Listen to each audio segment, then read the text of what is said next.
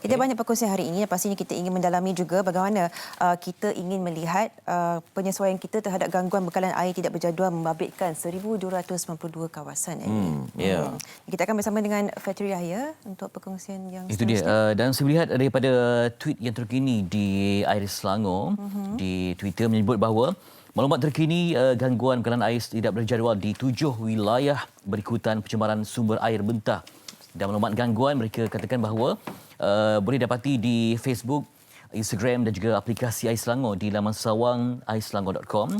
Namun maklumat terkini yang kami terima ataupun yang dikirimkan dalam tweet berkenaan menyebut bahawa loji rawatan air Sungai Selangor pada fasa 1, 2 dan 3 dan rantau panjang masih belum beroperasi.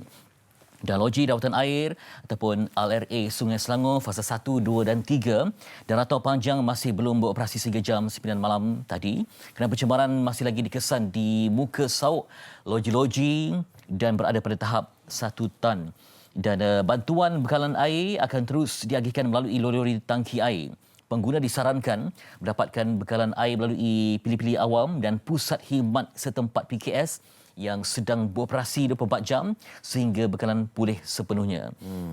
Dan tinjauan di Air Selangor mendapati bahawa komen itu dibanjiri lebih daripada yang mendapat interaktif daripada lebih 100 pengguna yang tidak faham tentang penjelasan indikator berkenaan. Dan ada yang menyebut bahawa tidak mendapat notis awal dan juga tidak ada kemaskini yang sangat tepat ataupun jaraknya lama. Orang nanti walaupun masuk ke aplikasi berkenaan tidak ada maklumat yang terkini dan jadi difahamkan sehingga ada. Jadi kalau kita membaca di Twitter ini pastilah ramai yang menghamburkan rasa marah kerana tidak ada maklumat yang tepat ataupun diberikan. Jadi tidak dinyatakan langkah yang akan diambil, jangkaan masa. Estimated time itu tidak disebut dan sekurang-kurangnya pengguna dapat maklumat terkinilah. Bisa kata pukul 11 apa jadi, pukul 7 apa jadi. Tapi yang ada hanyalah maklumat yang setakat semalam saja. Dan ini kita harapkan akan mendapat reaksi daripada pihak Air Selangor. Kerana yang paling suka pada ketika ini ialah sebab ini sumber kehidupan. Yang paling suka ialah tentang maklumat yang berterusan yang mereka mahukan.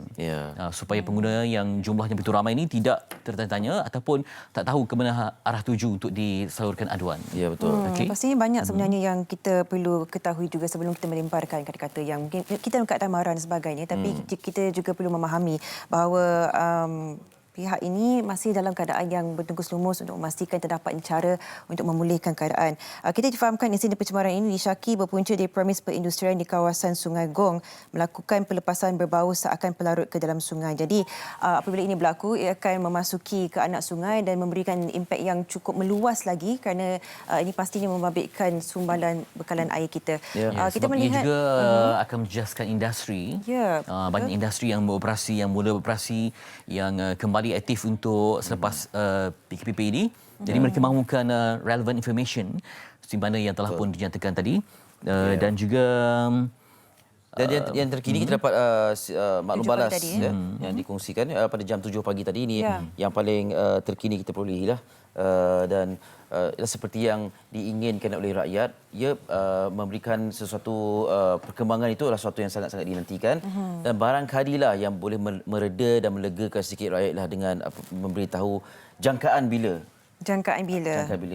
Setidaknya walaupun tidak ada sebarang waktu yang spesifik, seboleh-bolehnya contoh macam dalam minggu ni insya-Allah kita akan supaya ada kelegaan sedikitlah. Tapi kita faham pihak yang terbabit ni sedang mengusulkan sesuatu dengan sepantas mungkin sebab ini membabitkan keperluan asas. Dan juga mereka mempersoalkan bagaimana mungkin progres bagi kes yang terdahulu sebab dalam tahun ini pun dah berapa kali notis yang diberikan penggangguan sebegini dan tak silap saya pernah juga berlaku ketika April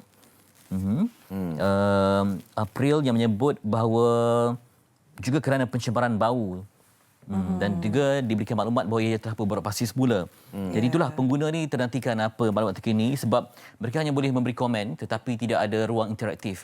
Ataupun kalau bisa kata kalau nak menunggu sampai 3 petang ini, itulah dengan pelbagai keperluan yang dapat kita lakukan terutama hari ini hari Jumaat di kawasan surau atau masjid yang tak ada air.